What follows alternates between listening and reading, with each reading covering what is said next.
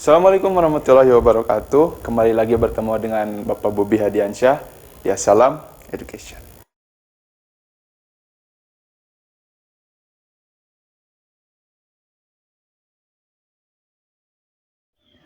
Baik, di pertemuan kali ini kita akan membahas tentang langkah-langkah penelitian sejarah. Sebelum itu, mari kita perhatikan narasi berikut ini.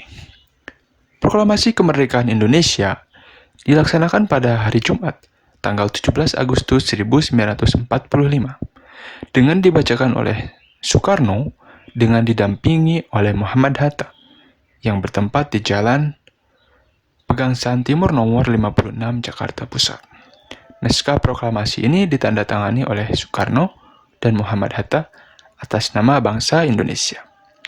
Nah, Soekarno dan Hatta ini kemudian ditunjuk sebagai presiden dan wakil presiden setelah proklamasi dibacakan. Dari narasi tersebut, kita bisa simpulkan bahwa peristiwa sejarah itu tidak dapat dipelajari atau diketahui apabila tidak ada seorang penulis yang melakukan penelitian terhadap suatu peristiwa. Maka dari itu, bagaimana sejarah bisa terbentuk? Tentu ada tahapan-tahapan dalam penelitian sejarah. Secara garis besar, terdapat 5 tahapan dalam penelitian sejarah. Yang pertama adalah penentuan tema. Yang kedua adalah heuristik. Yang ketiga adalah verifikasi. Yang keempat adalah interpretasi, dan yang kelima adalah historiografi. Nah, perhatikan bagan berikut ini. Dalam tahapan heuristik, verifikasi, interpretasi, dan historiografi terdapat berbagai macam penjelasan atau pengertian terkait dengan langkah-langkah penelitian tersebut. Maka dari itu, Bapak akan menjelaskan tentang tahapan penelitian sejarah satu persatu. Yang pertama dimulai dari menentukan tema. Dalam menentukan tema ini, seorang sejarawan atau penulis sejarah haruslah tahu apa yang ingin ditulis atau dikemukakan kepada publik atau pembaca. Nah, biasanya dalam menentukan tema ini, seorang peneliti atau sejarawan harus merumuskan 5 pertanyaan dasar. Yang pertama adalah what atau apa, when atau kapan, why mengapa, where di mana, dan how bagaimana. Nah, dari pertanyaan-pertanyaan dasar tadi, seorang sejarawan mengembangkan sebuah tulisan melalui penelitian sejarah yang akan dilakukan. Dalam tema sejarah pun, terdapat beberapa tema yang dapat dipilih. Yang pertama adalah tema sosial. Yang kedua adalah tema ekonomi.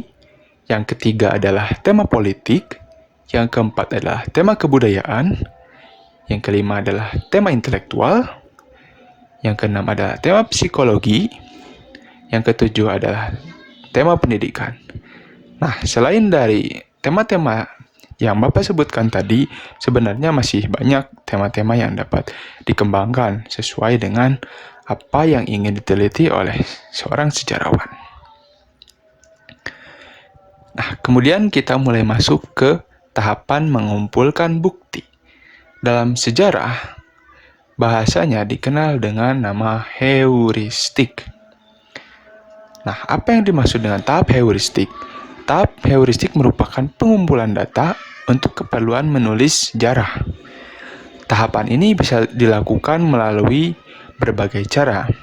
Dalam hal ini terdapat 3 cara dalam menemukan sumber-sumber sejarah. Yang pertama adalah sumber tulisan. Nah, sumber tulisan bisa diperhatikan di gambar, dapat dilakukan dengan membaca teks-teks ataupun sumber tertulis lainnya. Kita bisa mendapatkannya dari perpustakaan ataupun dari arsip dan tempat-tempat lain yang terdapat sumber tulisan sejarah. Yang kedua adalah melalui lisan. Tahapan lisan ini dicapai dengan cara mewawancarai narasumber. baik itu posisinya sebagai pelaku sejarah, saksi sejarah, ataupun seseorang yang paham dan mengerti atau mengetahui sebuah peristiwa sejarah. Dan yang ketiga adalah mencari sumber berdasarkan benda. Nah, dari cara mengumpulkan bukti atau heuristik ini dapat dilakukan sesuai dengan peristiwa apa yang diteliti ya, baik itu sejarah kuno, sejarah modern, atau sejarah seperti apa, sesuai dengan kebutuhan. Kemudian tahap selanjutnya adalah verifikasi atau kritik sumber. Nah, verifikasi dalam sejarah ini berarti memeriksa kebenaran laporan tentang suatu peristiwa sejarah. Nah, penilaian ini terkait dengan pemeriksaan terhadap sumber-sumber sejarah yang menyangkut aspek ekstern atau luar dan intern atau dalam. Kritik ekstern maksudnya adalah bahasan mengenai apakah sumber itu asli atau palsu, sehingga sejarawan harus mampu menguji tentang keakuratan dokumen sejarah. Pengujian dapat dilakukan melalui waktu pembuatan dokumen, bahan, atau materi dokumen. Selanjutnya, terdapat unsur-unsur yang penting dalam kritik ekstern ini, terkait dengan otentisitas, orisinalitas, dan juga integritas. Otentitas berkaitan dengan apakah sumber ini merupakan sumber yang dikehendaki atau tidak. Kemudian, apakah sumber itu asli atau turunan? Nah, terkait dengan sumber ini, ada yang dinamakan dengan sumber primer dan juga sumber sekunder. Sumber primer itu adalah sumber asli, kemudian sumber sekunder itu adalah sumber turunan. Seperti itu. Contohnya buku, majalah, dan lain sebagainya. Itu termasuk sumber sekunder. Kemudian apakah sumber itu masih utuh atau sudah diubah? Kaitannya dengan integritas.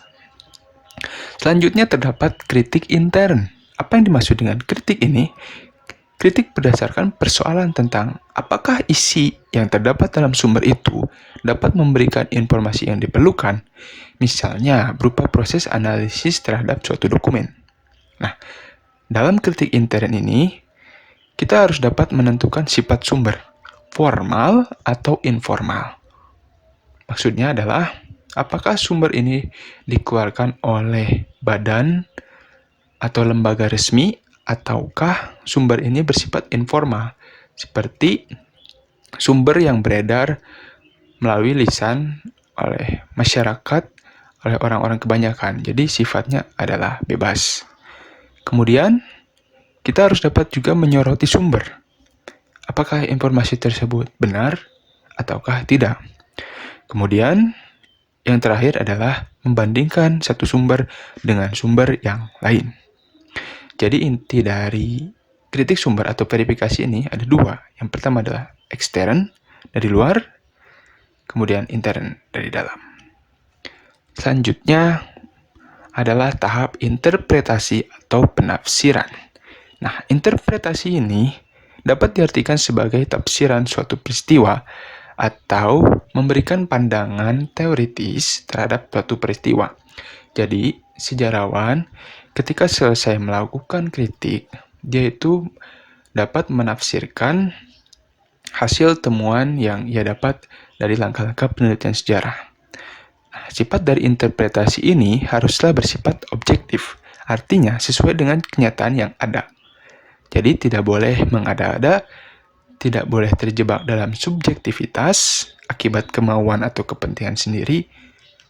Kemudian, interpretasi itu harus bersifat deskriptif, yaitu diceritakan secara gamblang peristiwa berdasarkan sumber yang ditemukan. Kemudian, penulis juga dituntut untuk mencari landasan interpretasi atau tafsiran yang digunakan. Setelah itu, proses interpretasi juga harus bersifat selektif. diseleksi, sebab tidak mungkin semua fakta dimasukkan dalam cerita sejarah. Karenanya harus dipilih berdasarkan fakta yang relevan dengan topik yang ada dan mendukung kebenaran sejarah. Kemudian adalah dapat dikatakan sebagai puncak dari penelitian sejarah, yaitu historiografi atau penulisan sejarah. Historiografi merupakan penulisan sejarah, tahapan yang paling akhir dalam kegiatan penelitian penulisan sejarah. Menulis kisah sejarah ini tidak hanya menyusun dan merangkai fakta-fakta hasil penelitian saja, melainkan juga menyampaikan suatu pikiran melalui interpretasi sejarah berdasarkan fakta hasil penelitian. Untuk itu, menulis sejarah memerlukan kecakapan dan kemahiran. Nah, kaitannya dengan wacana yang Bapak berikan tadi, ini ada kaitannya dengan historiografi atau penulisan sejarah. Yap, seperti itu. Nah, dalam historiografi pun nanti kita akan mempelajari bentuk-bentuk historiografi yang ada.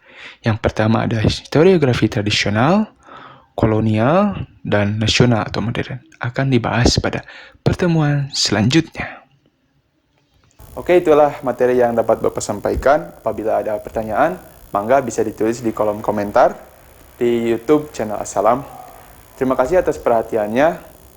Dan jangan lupa untuk terus menyaksikan tayangan-tayangan video pembelajaran di Assalam Education. Assalamualaikum warahmatullahi wabarakatuh.